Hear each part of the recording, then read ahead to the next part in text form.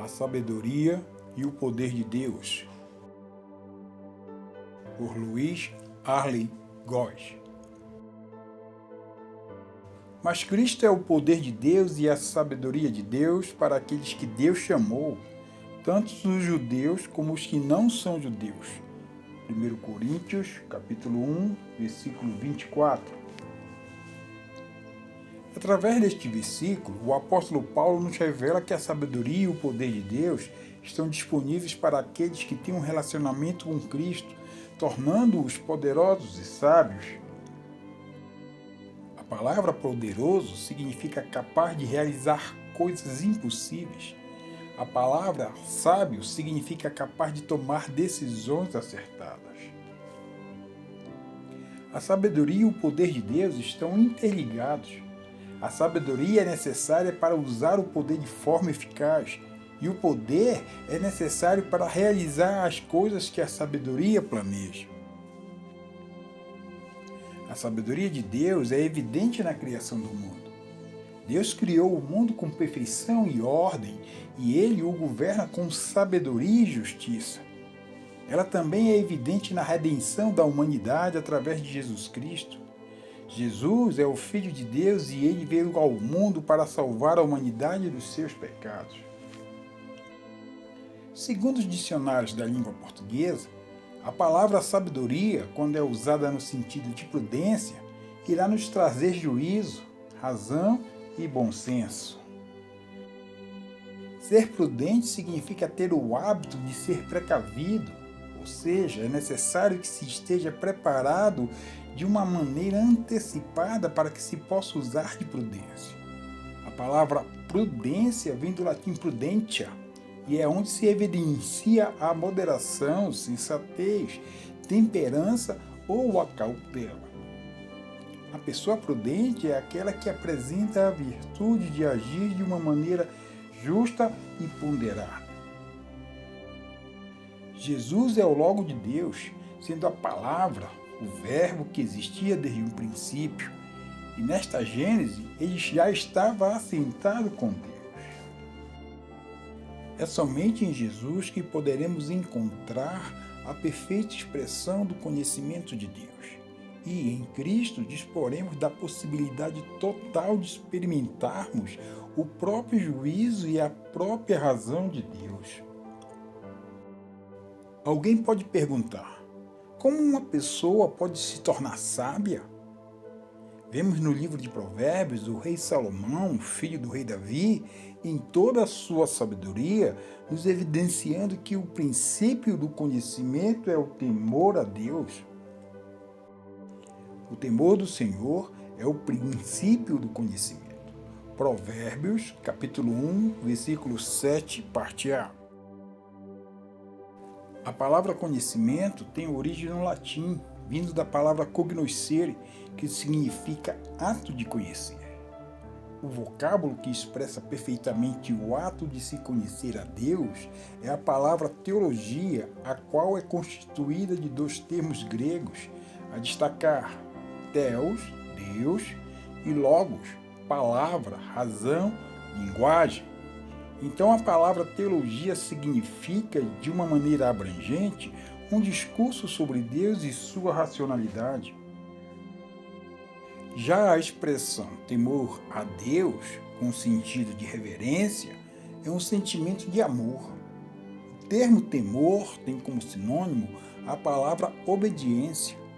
Em outras palavras, para que uma pessoa possa ter o conhecimento de Deus, o ato de conhecer a Deus, é necessário que obedeça ao Senhor através desse sentimento de amor. Ter medo é totalmente diferente de ter temor. O medo é o estado emocional resultante da consciência de um perigo ou de uma ameaça reais, hipotéticos ou imaginários, sendo totalmente diferenciado do temor a Deus. No livro de João, o próprio Jesus nos revela essa condicional de que para amar é preciso, primeiramente, obedecer. Se vocês me amam, obedecerão aos meus mandamentos. João, capítulo 14, versículo 15. Salomão prossegue dizendo: os insensatos, porém, desprezam a sabedoria e a instrução. Provérbios, capítulo 1, versículo 7, parte B. Ser uma pessoa insensata é ser alguém desprovido da sensatez, ou seja, totalmente destituído da prudência.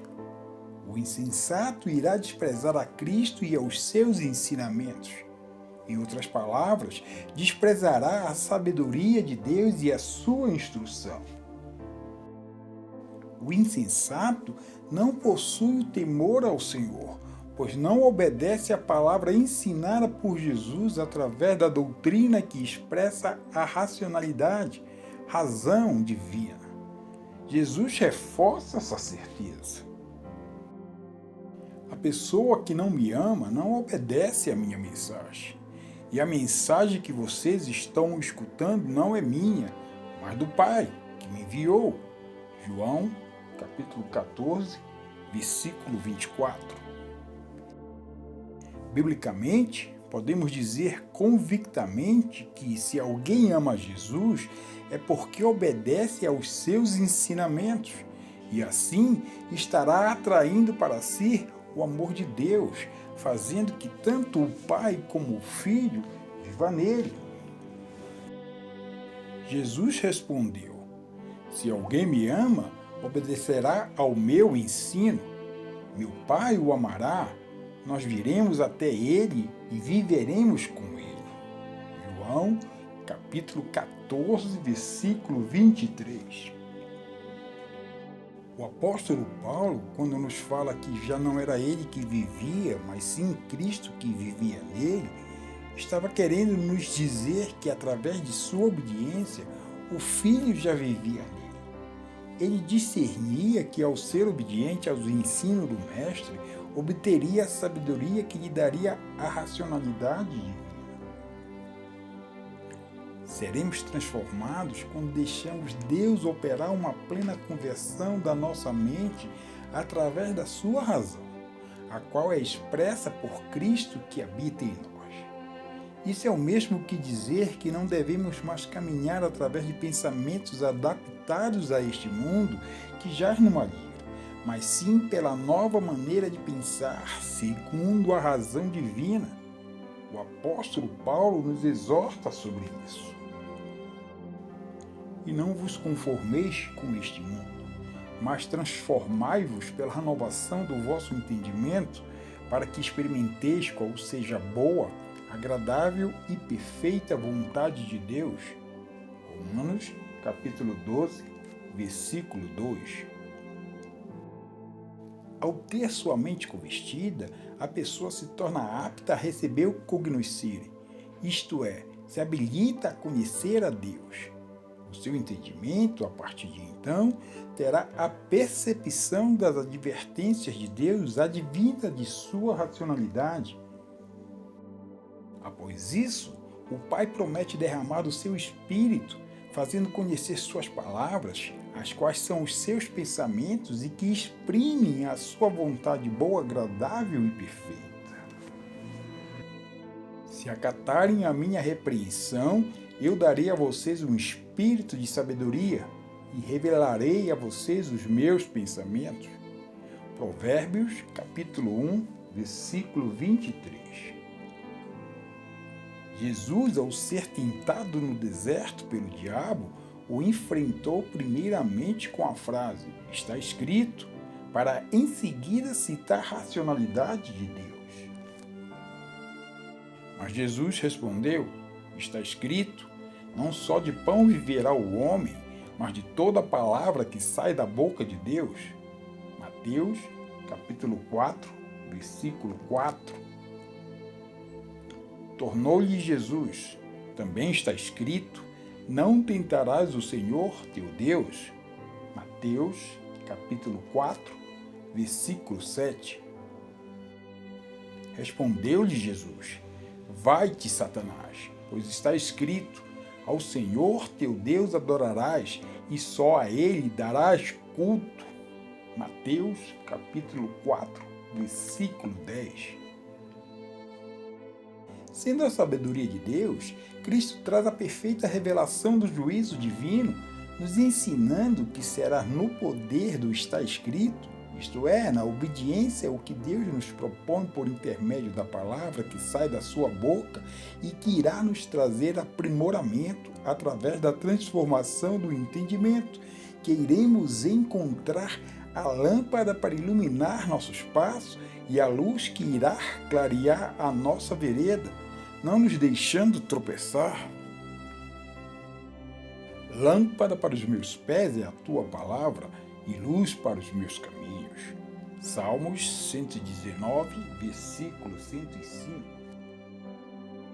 Há sinergia entre o mover sobrenatural divino e a sua palavra. Foi através da palavra dita pela boca de Deus que tudo foi feito. Absolutamente nada passou a ter existência sem ela. O Senhor expressa a sua vontade através de toda a palavra que verbaliza da sua boca. Disse Deus, haja luz, e houve luz. Gênesis capítulo 1, versículo 3. As riquezas de Deus se tornam grandiosas por meio da complexidade do seu conhecimento e sabedoria. Por conta disso, seus juízes são perfeitos e suas veredas sempre se mostram extraordinárias. Ó profundidade da riqueza, tanto da sabedoria como do conhecimento de Deus! Quão insondáveis são os seus juízos e quão inescrutáveis os seus caminhos. Romanos, capítulo 11, versículo 33. Cristo é o verbo que expressa toda a sabedoria e o poder de Deus. Todo cristão deve alcançar esta sabedoria, conhecimento da racionalidade, do juízo, do pensamento divino e se fortalecer em Deus na força do seu poder, Cristo. E é por isso que nenhum cristão pode existir fora de Cristo, pois é Ele quem nos dá força para o viver diário. Para o Pai Celestial, a união dos cristãos com Jesus é uma realidade perfeitamente definida através do sacrifício expiatório de Cristo na cruz, nos trazendo plena absolvição de tudo aquilo que nos condenava. O cristão deve clamar por sabedoria, isto é, implorar com veemência por tudo aquilo que advém da razão divina e também levantar a sua voz suplicando por inteligência, ou seja, solicitando discernimento. Deve-se buscar a sabedoria como se estivesse buscando riquezas, procurando-a como se procura tesouros escondidos. Somente assim é que se poderá entender o que é o temor, obediência ao Senhor e se aprenderá a ter conhecimento, cognoscere, de Deus. Pense nisso. Jesus te ama.